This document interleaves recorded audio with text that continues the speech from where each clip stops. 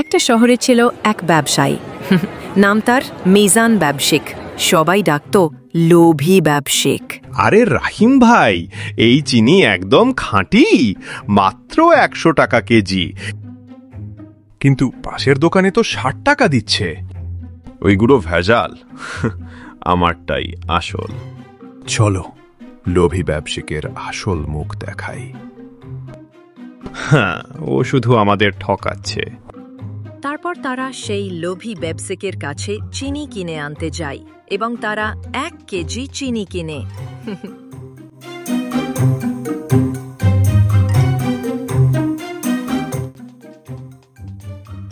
দেখুন দেখুন, চিনির ভেতরে বালি আছে।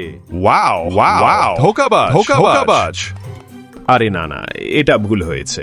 আসলে আসলে তুই লোভী ব্যবসায়িক, আমাদের ঠকাচ্ছিস। যদি আগে বুঝতাম লোভে পাপ, পাপে সর্বনাশ। মনে রেখো, সৎ পথে ব্যবসা করলে সম্মান থাকে, লোভ করলে সব হারাতে হয়।